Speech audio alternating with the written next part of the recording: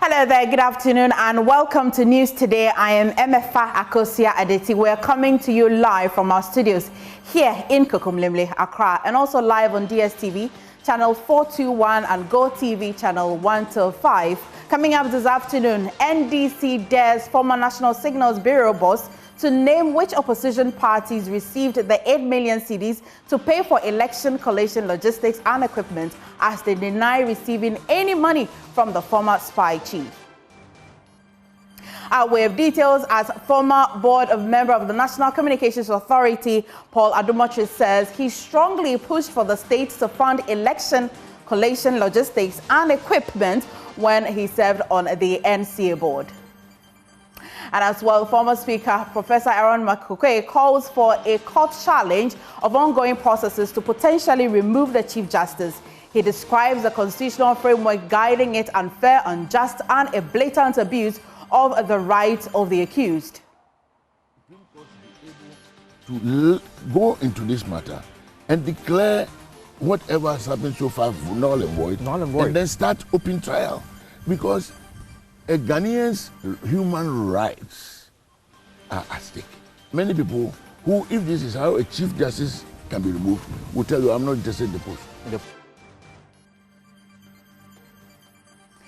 We'll hear his justification on the calls. Meanwhile, government earned 12,000 school feeding contracts as part of World Bank-backed digitization drive. Some of us are widows. Some of us, we have orphans under us. We are pleading for him to turn back and look for us so that we should just use the items that we have bought. And a little later in the bulletin, we'll bring you the story of how police arrest 9 illegal miners at Wassa Dunkwa as Coalition Against Illegal Mining demands a public apology over his U-turn on the repeal of LI 2462. He did not mention amendment, he said revoke. So I think that in fairness to Ghanaians, the president should apologize for the laying of an amendment rather than revocation.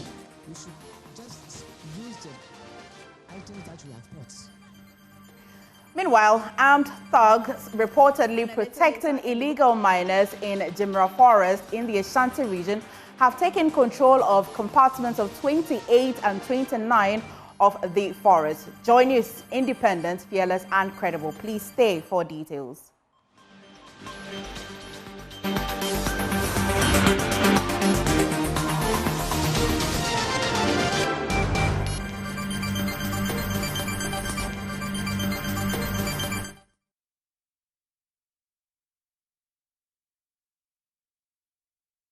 Thank you for choosing us this afternoon. First, former Speaker of Parliament, Professor Michael Quaye, has called for the immediate annulment of the ongoing proceedings involving Chief Justice Gertrude Torkornoo. He described the process as fundamentally flawed, citing what he called serious deficiencies in the constitutional framework, and opining the inquiry as in an exclusive interview with my colleague Elton Brobe.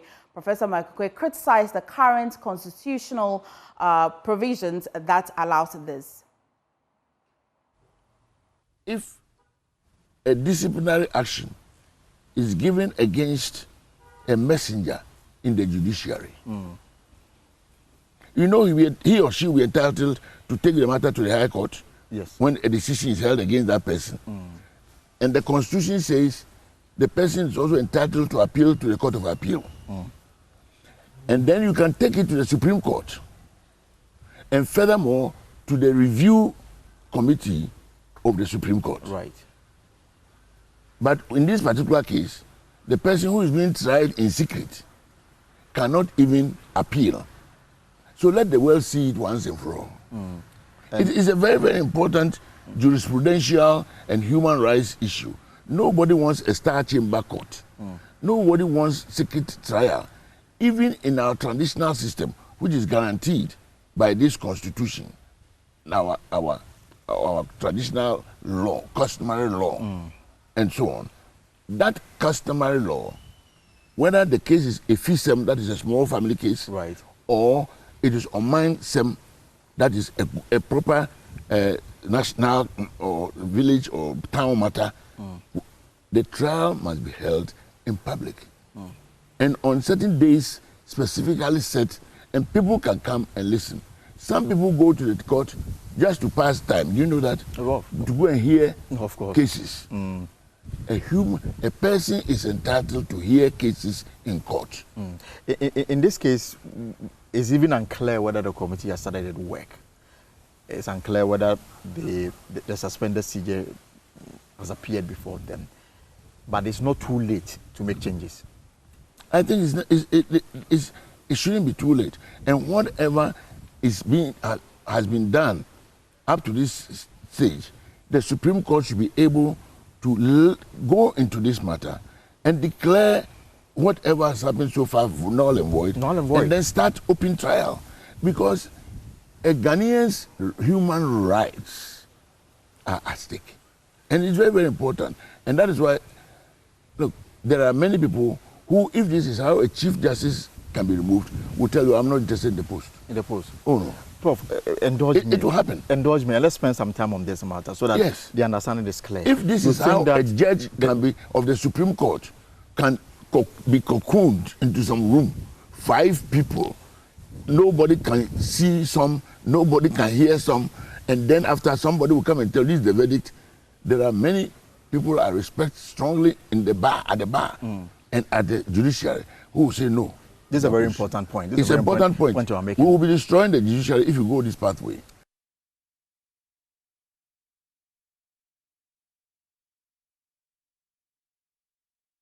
Now, away from that, the Coalition Against Illegal Mining is demanding that President John Mahama issue a public apology for reneging on his campaign promise to repeal Legislative Instrument 2462, a law that permits the president to authorize mining activities in Ghana's forest reserves. Ahead of the 2024 general elections, 6 presidential candidates, including John Mahama, then flag bearer of the NDC, signed a pact committing to combat illegal mining. But at the JoyNews National Dialogue on repealing LI 2462 put their voice together as the coalition, and coordinator of Eco-Conscious Citizens, Awula Sewa, expressed disappointment over the president's apparent shift in position. She insists a repeal is not the same as an amendment and is demanding a public apology.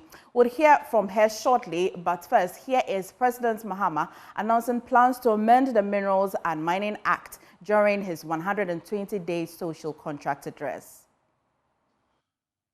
Concerning the ban on mining in forest reserves, on March 20th, 2025, a legislative instrument, LI 2462, was presented to Parliament to amend the Environmental Protection Mining in Forest Reserves Regulation. This amendment removes the President's power to grant approval for mining in forest reserves. I plan also to amend the Minerals and Mining Act 2003, Act 703, to completely prohibit mining in forest reserves. This would effectively, meticulously, legally, and entirely ban mining in our forest reserves. Sewa, during the JoyNews Dialogue, criticized the shift in stance and called for an apology. As has already been said, the president assured us in the run-up to the election that LI 2462 was going to be revoked. He did not mention amendment, he said revoked. So I think that in fairness to Ghanaians, the president should apologize for the laying of an amendment rather than a revocation. And I believe that LI 2462 should be revoked. We don't need state-sponsored mining in forest reserves. I do accept that revoking LI 2462 is not the end of the story. Of course not. Of course, it's not the end of illegal mining. But however, it shows goodwill, it shows good faith, and then we take it from there. Revoke it completely, and then have a very good discussion with clever lawyers. And there are people up to the task in the studio right now. We have, very good lawyers in the studio. We have our brother Darrell, who is very well versed in the law. And then we can have a proper regulation. But in the meantime, LI 2462 should be revoked.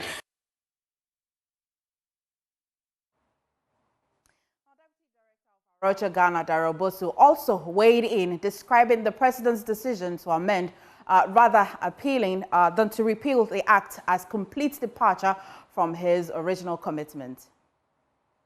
Amendment coming from the government, as it is for us, is a total departure and actually completely shocking.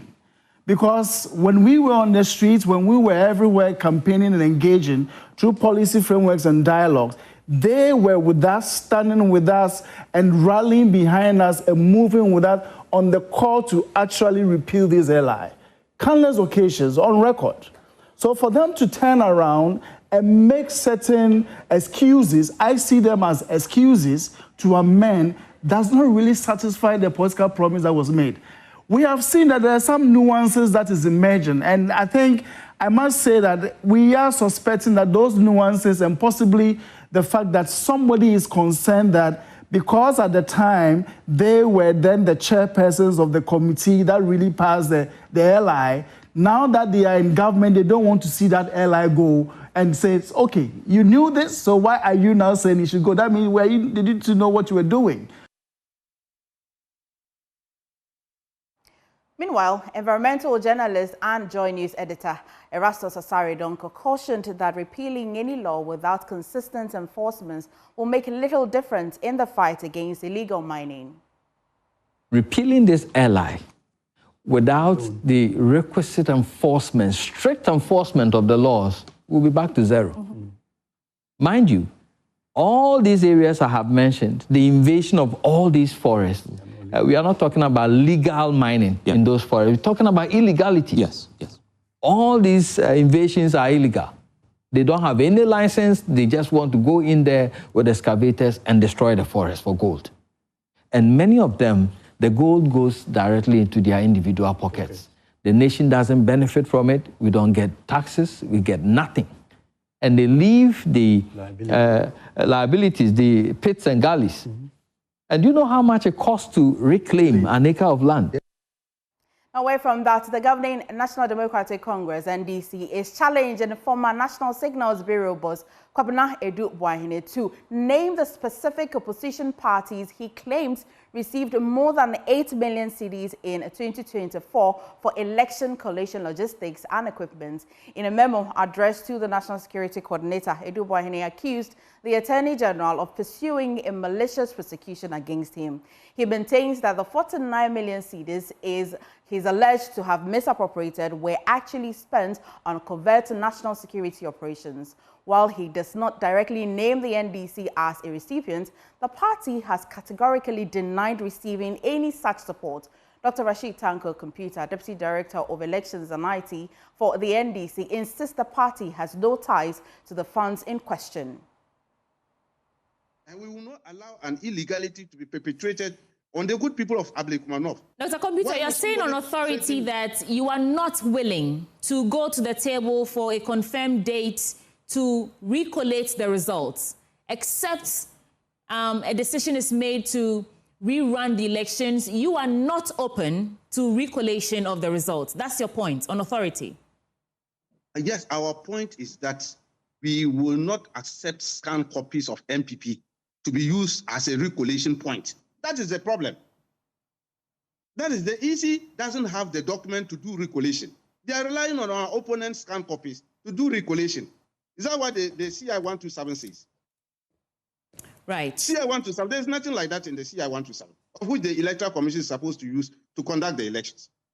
And so with that is our point. It's very clear. If the Electoral Commission have their own documents, the pink sheets they are talking of, and they are coming to do recollation, so be it. The NDC will participate because they have the originals and all that. But you don't have, you are relying on my opponent who says, I have this. And he brought scanned copies. He didn't have even the carbon copies. But he didn't have photocopies of the carbon copies. He's rather using scanned copies. And in the era of technology, I'm saying that give me laptop right now. I will design a pink sheet, concord figures on it, and present it as a scanned copy. Is that what we are looking for? All right. Is that what we are looking for? That is our problem. All right. So those matters have been addressed. Let me just ask you, though, on the back of some of what has come through with Dr. Edu-Buahene out there, Kwabena Edu-Buahene, in respect of some national security payments as far as election-related collation equipment was concerned. Did you, as a party, receive any such money? Benjamin, on authority, I'm telling you, the NDC has nothing to do with what came out from that story. You see, when they are talking opposition, they know the opposition they were talking about. He knows it, and everybody knows it. Even those people that they are referring to helped them in their recent demonstration. You know they are partners. That's what he was referring to. And I'm sure everybody would have seen that. Otherwise, no right-thinking person will, my arch opponent will give me resources to defeat him in an election. Does it make sense to you? You see, they have their partners, and their partners help them during the demonstration. You know, who are these partners you are speaking of? Oh, by the NPP, they have their partners. They all supported them in the demonstration. I want the one to name them. Were they not part of them in their press conferences and all that? And said they were supporting them in the CJ demonstration. JoyNews also reached out to officials of the CPP, PPP, and GUM, what you know as GUM. Though unwilling to go on record, all denied receiving any form of support from the national security. Now, I'll go to my colleague Elton, because as the legal case against Kwabena Adumatric continues, JoyNews has learned that former national security officials held a closed-door meeting with President John Mahama on the unfolding saga. Elton, what do we know about this meeting? So what we have picked is that the national security coordinators in the last administration and in this current administration met over the leaked memo that's already in the public domain, and concerns about its impacts on national security, the need for some of these matters to be discussed in camera rather than being discussed in the open. They are of the view that it doesn't augur well for the smooth operations of the national security when some of these matters are discussed in the public. And so they met first on their own, discussed and came to some conclusion, and then, met with President Mahama to discuss this. Now, what is unclear as we speak right now is whether the meeting came off last night or is coming up today. But we do understand that there is a scheduled meeting between the two parties. Unclear whether it's already come off or it's coming on this afternoon. Now, what we are also being told is that in view of the sensitive nature of the matter and the fact that Mr. Adumatric may have a lot to say regarding his role as National Signals Director and some of the expenditures that went under him, it will be good to have a debriefing exercise to understand what really went on. And then the outcome of that meeting will inform the way forward in terms of the prosecution of Mr. Adumatric in this particular matter. Well, Elton, thank you for bringing us that update. Now, before we go, Elton, Kofi Akpaloo, founder and leader of the Ghana Liberal Party, has been speaking to this development. Did the LPG receive any support from Signals Bureau at all? Well, in an interview on JoyNews just a few minutes ago, he denied ever receiving any such support, but he also did not deny the fact that between the NDC and the NPP, such arrangement had happened in the past. And so he is not surprised that this matter is not in the public domain. He's convinced that perhaps something went on behind the scenes between the two parties as far as national security is concerned. Right. Thank you so much for bringing us update on that particular thing. It's quite a developing story, Elton, and I know that you'll be following it closely to bring us any fallout from that high-profile meeting.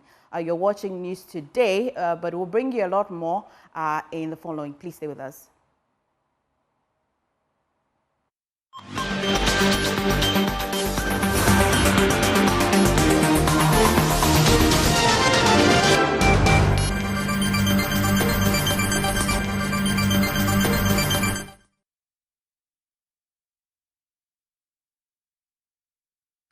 Thank you for staying with us. Now, Minister for Gender, Children and Social Protection, Dr. Agnes Namomolate, has explained the government's decision to terminate the contract of 12,000 school feeding caterers, describing it as part of World Bank-backed directive to digitize the Ghana school feeding program. She noted that the move is aimed at enhancing transparency, accountability and operational efficiency. Dr. Latte encouraged all affected caterers to reapply under the new digital framework. Absolutely. Education does the feeding for the SHS student, and then the ministry school feeding program, the actual one, does it for...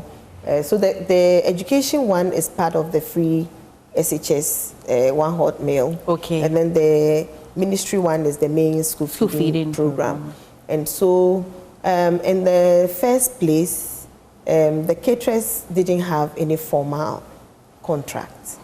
All through the time that they've been the ones we have now, okay, they didn't have it. That was not even the major issue, but we are all aware that we are working with the World Bank, and part of the requirement is for us to embrace digital recruitment of the caterers. Because school is almost in session every time. You have to, break at a point. It is part of the transitional process for us to go digital. We anticipated that not everybody will be comfortable with it. And ourselves, it comes with a bit of discomfort for us. They have the opportunity to reapply because you need to verify the data we have now. There's been so many issues with the school feeding program. And so, it's part of the processes to ensure that we comply fully with our partners' requirements. Okay. And so there's nothing else apart from that. You're watching News Today, and please stay because still to come, it's Mother's Day on Sunday, and later in the bulletin, we'll tell you the story of Vivian Dansu-Dodu, a mother who lost her job after 21 years of working at the firm.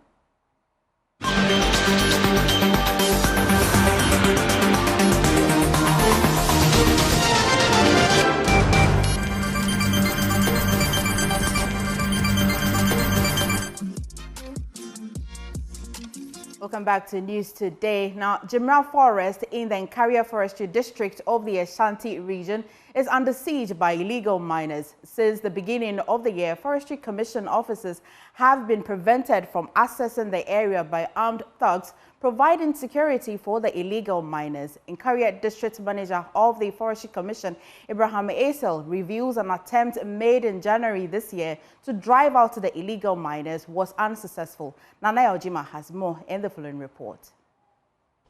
A team of military officers were dispatched to the area Thursday dawn for an operation. Unfortunately, the perpetrators of the crime had fled the area with most of the equipment by the time the military got to the location. Excavators and other machines found at the site had been demobilized at the time the military got there. Behind me are officials of the Forestry Commission marking one of the excavators that they found here within the compartment. Now, this is to signify that the Forestry Commission has confiscated this particular excavator you see behind me. Immediately the Forestry Commission got here, the people had already left. Now, they left behind this excavator and they demobilized it before leaving this site. So it's practically impossible for the Forestry Commission to pick this excavator from the site. Tracing the tracks of the excavators, 8 of them were parked within the Adobera community.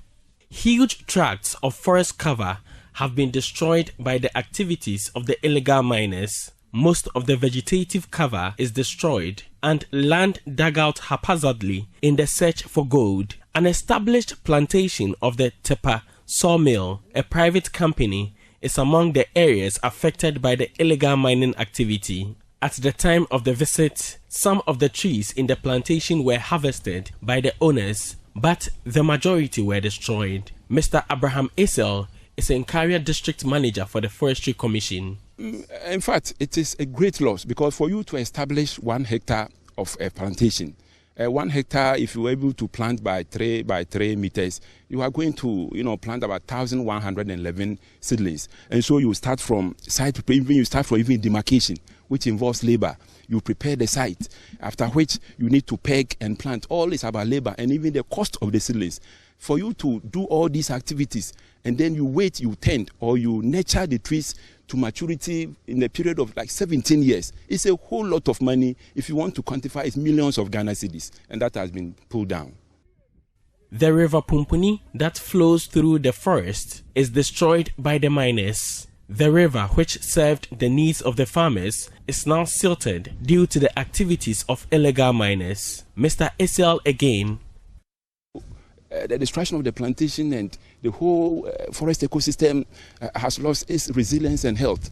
And so the activities of the illegal miners is greatly impacting on the sustainable forest management practices that we do.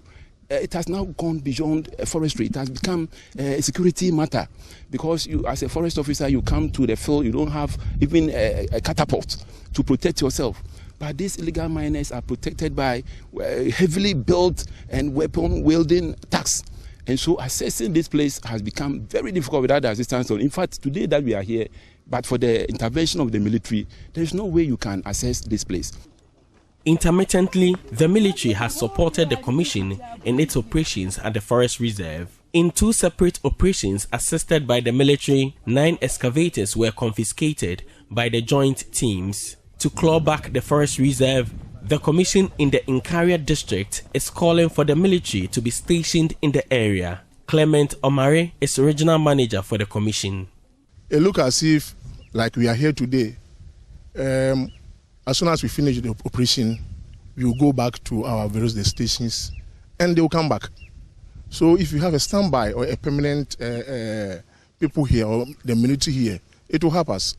After all, we are all Ghanaians and we need to protect the resource.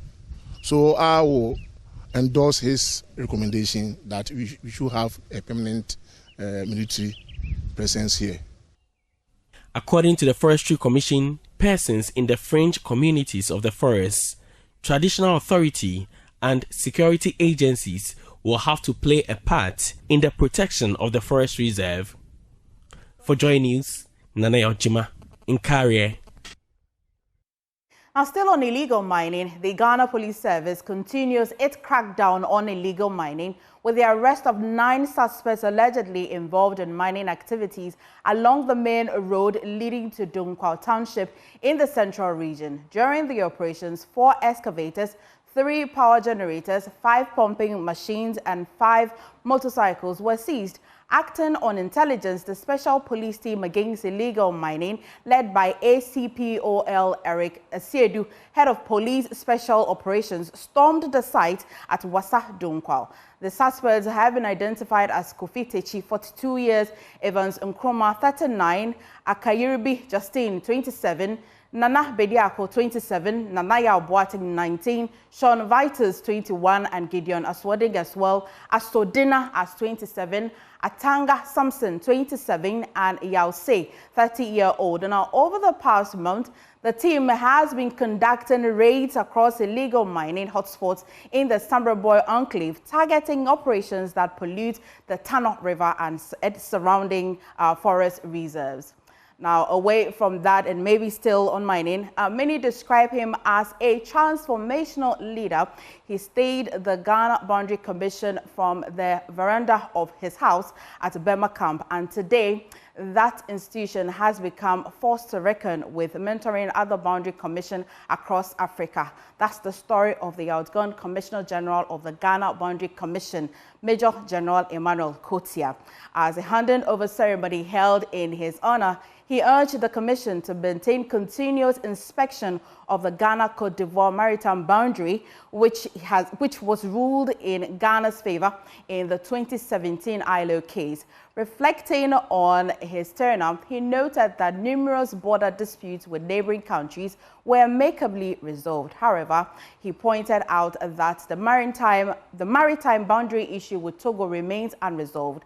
He expressed optimism that once settled, it would unlock the full potential of the Keta Basin, allowing Ghana to benefit from its untapped resources. Maxwell Agbagba has more in this report.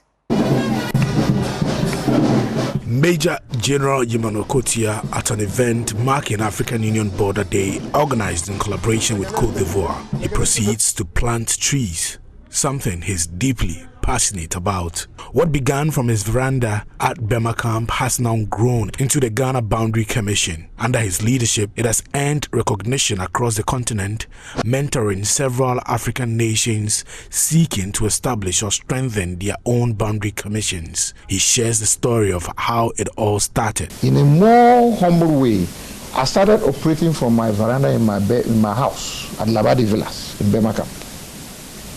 And it was from there that we wrote letters, printed letters, making so many requests that we got various resources to establish the Boundary Commission, including where we are occupying today.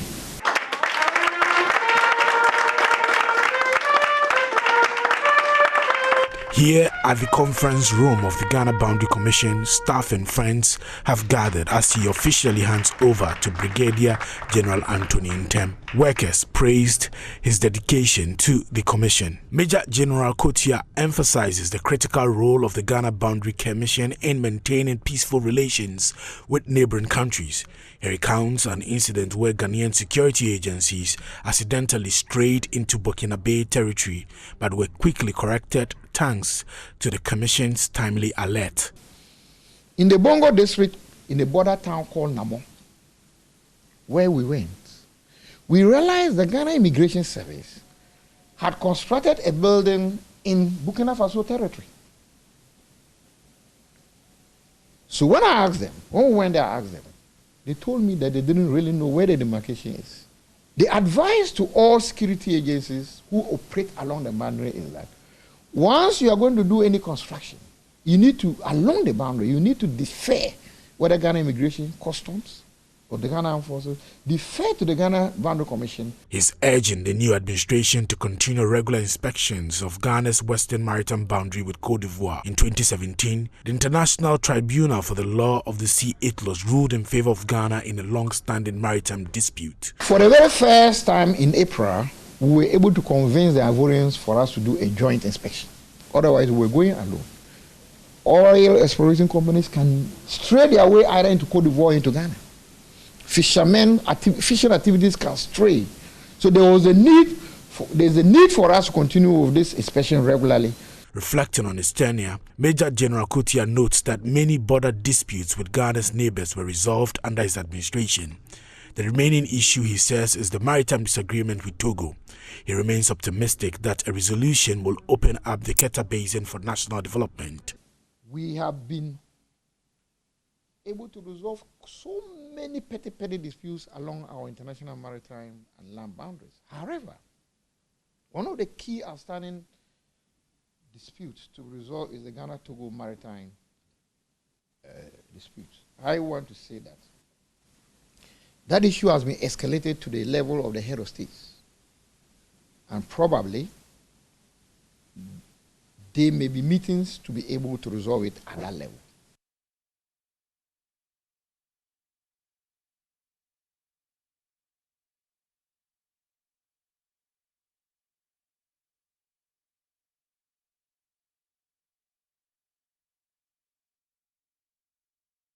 Away from that, the government of Burkina Faso says it has committed 12% of its national budget to the health sector to improve healthcare delivery, among which is maternal and child health. Speaking in UNFPA Ramaphosa webinar to commemorate the International Day of the Midwife, Dr. Robert Lucien Jean-Claude Kagorogo said the investment will support the recruitment and training of thousands of health workers as part of a nationwide effort to strengthen the healthcare system and deliver quality care to communities across the country. Details in the following report. Reflecting on the global theme, midwives, critical in every crisis, the government of Burkina Faso said it has taken strategic steps to reinforce the country's healthcare system. According to the Burkinabe health minister, midwives are wise women and are often the first port of call for women of childbearing age. During a webinar organized by the Africa Media Network for the Promotion of Health and Environment, REMAPSEN, Health Minister Dr. Lucien Jean-Claude Kagorogo outlined 5 key measures introduced to improve the quality of healthcare delivery nationwide. Une sage-femme ou 2 maïticiens, et au centre médical avec antenne chirurgicale, nous avons une quinzaine de sages-femmes maïticiens. Donc c'est un exemple qui montre à souhait le recrutement massif qui a été fait. Et aussi le déploiement, parce que le district sanitaire dont je vous parle est situé à plus de 350 km de Ouagadougou dans une zone qui n'est pas facile d'accès. Je voudrais aussi mentionner le renforcement des capacités des écoles de formation, la mise en place du réseau SONU, y compris la formation des médecins généralistes en chirurgie essentielle. The UNFPA Regional Director of West and Central Africa, Dr. Senen Hilton, called for a paradigm shift in healthcare to address the ongoing challenge of maternal mortality, emphasizing the urgent need to scale up midwifery training across the sub-region. We have a role to play. The role we have not been playing is to engage political. And I will give you a small example. Think about the election in Ghana. When the President Mahama was preparing the election, they have the political bureau. They have what they want, the manifesto that they want to put to the voter in any country. Are we engaging those political leaders at that time so that in their manifesto, they prioritize already women and girl survival? This is on all of us, technical and financial partner, to engage local political actors so that we prioritize right from before we compete even and win election. Other speakers from the region, including Mali and Chad, took turns to share their experiences, successes, and how they have surmounted challenges, as well as what is currently being done to sustain improved maternal, newborn, and child health care in their respective countries. Strengthening midwifery is a proven strategy to reduce maternal mortality, improve neonatal outcomes, and build resilient healthcare systems across West and Central Africa. MFA Etiamwa Eli and Sefakos reports for Joy News.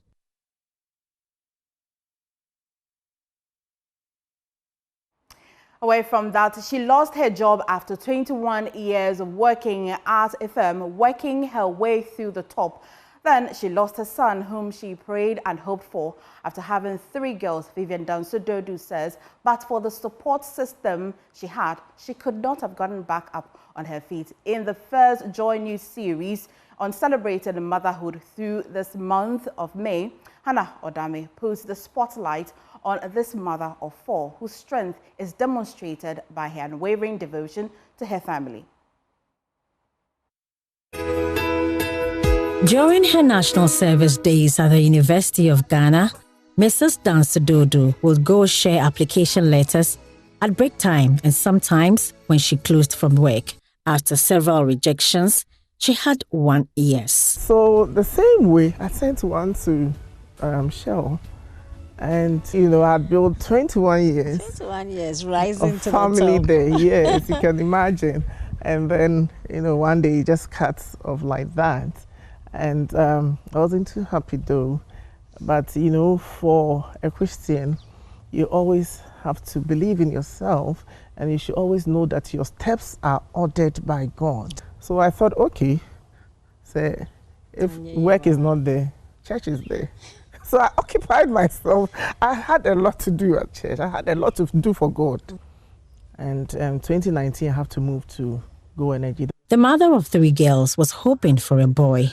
That bundle of joy indeed arrived, but was also taken away. We went to the 3rd one. Even that one, my husband was like, hey, one okay, one I'll decide. But then can you imagine? Another girl. Are we stopping? Are we stopping? Wow. So we thought we had stopped. Well, my husband thought he had stopped. But me, I knew I hadn't stopped. You wanted a boy at all costs. I really wanted a boy. So I went again. But whichever way, he never gets angry anyway. Yeah. So the 4th one came, a boy. Oh. You can imagine the joy. You can imagine the joy. Then, lo and behold, after 4 years, this small boy, was sick one day from school. We took him to the hospital, and just after midnight, my son said he wants water to drink. I was so happy. Hey, just after drinking the water, I realized his eyes were rolling back. So I put my hand in his mouth because he was clenching on his teeth. The ball was gone. So I started shouting, doctors came, they said I should go out. Oh. This boy was gone. Meanwhile, his daddy has spoken with us. Just a couple of minutes. I was so confused. Oh. I'm telling you. I was walking all over the place.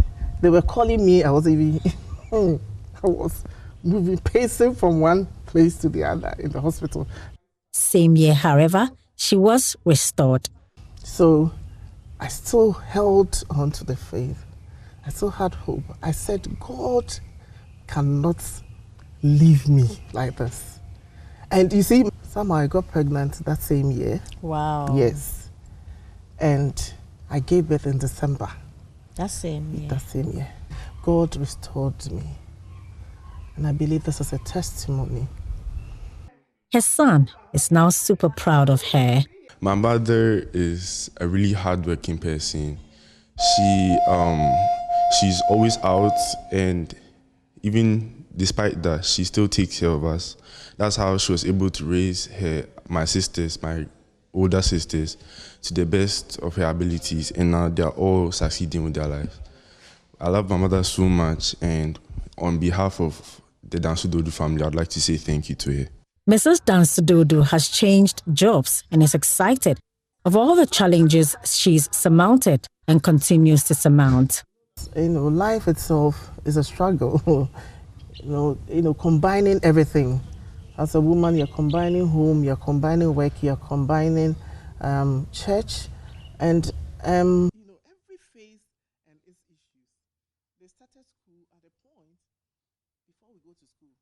We used to live at Bachelor. We have to leave home around 5:30 a.m. So I wake these children.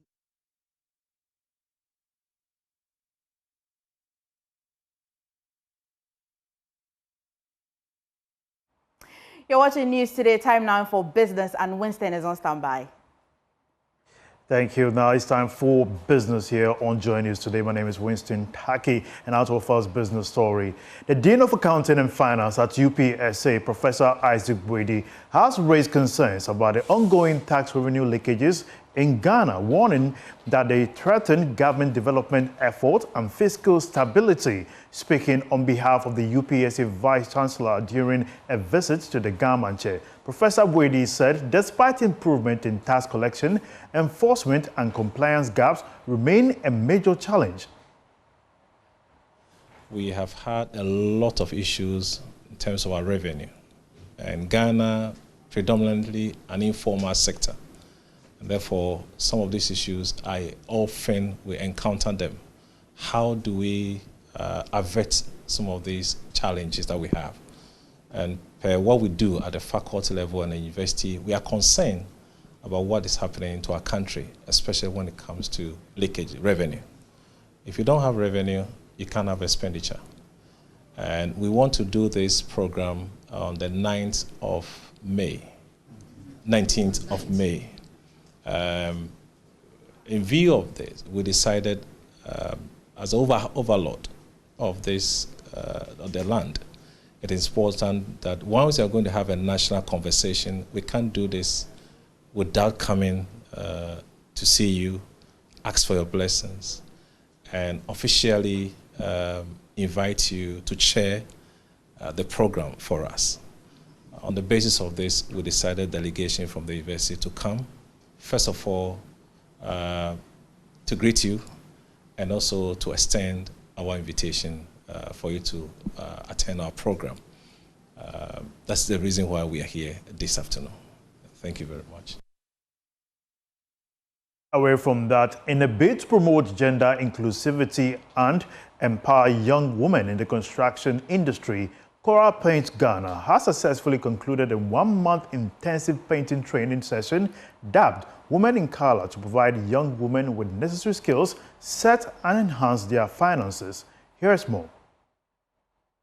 Graduation ceremony held to mark the end of the training brought together stakeholders from both the public and private sectors, aiming to bridge the gender gap within the male-dominated sector while equipping women with practical skills for economic independence. Business Development Manager at Coral Paints, Luis Carlos da Silva, commended the dedication of the trainees and disclosed that the company is taking concrete steps to integrate the newly trained painters into the workforce. And it's beautiful to see somebody who started from scratch and now they are able to perform in the male-dominated market as women professional painters. We're going to be monitoring them, right? We're going to be advertising their names in our social media. We are also already sending them to work with our painters, the more experienced painters. They have to be supervised at the beginning until they feel experienced enough and they have knowledge enough so that they can also supervise other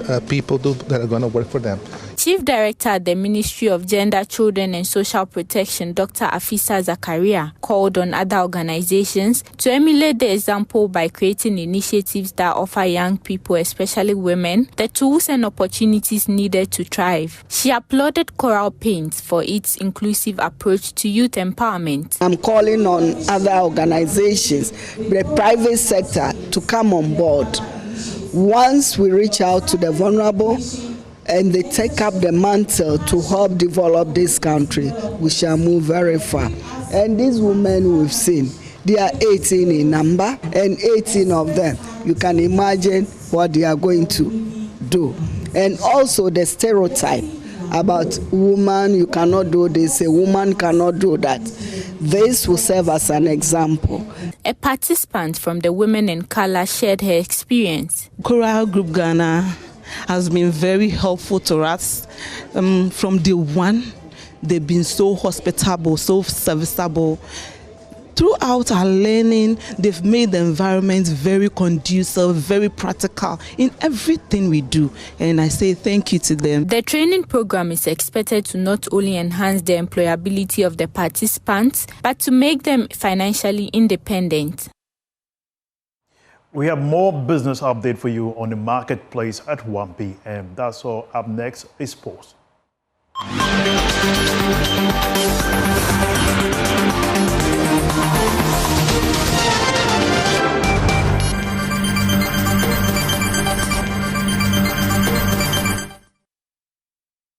Time for sports on JN Today. My name is Haruna Mubarak. Now, today marks the 24th anniversary of the May 9 Stadium disaster, a tragic day that claimed over 126 lives during a match between Hearts of Oak and Asante Kotoko. Now, Aziz Futa is a survivor and shares his experience. Brother, before I realized I was in the middle, I can't go back, I can't go out. All that you can hear, oh, me woo, na mutu, me woo, na mutu, and that's it. Me woo, na mutu, and that's it. I was looking at somebody like this, and the person is saying, please help me. But you me woo, before you see, it's gone. It wasn't easy. It wasn't easy, my brother. A lot of people passed. It was a lot of pressure. No air. People are struggling. You imagine that you are working on people. Over 200-300 people in that exit, that small exit. Just imagine. Urging authorities to take stronger action against hooliganism. Why is it that football supporters have this culture where they believe that they need to now fight or misbehave or carry a firearm, or challenge authority? Why do they believe they are something that they're not?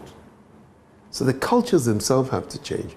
But the authorities have so much to them. Social media these days, if you've got people policing it, you know where the trouble is going to start.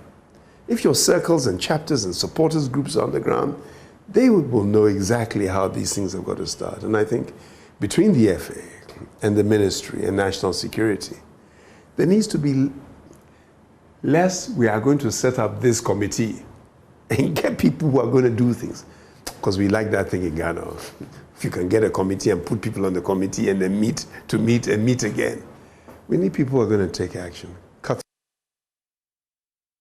And that's it for sports on JM Today. My name is Haruna Mubarak. Back to you, MFA. Thank you so much, Haruna Mubarak, for bringing us sports. And it'll be a wrap for the entire bulletin. I am MFA Akosia Adeti. Please, for more news, do log on to myjoyonline.com. Thank you for watching.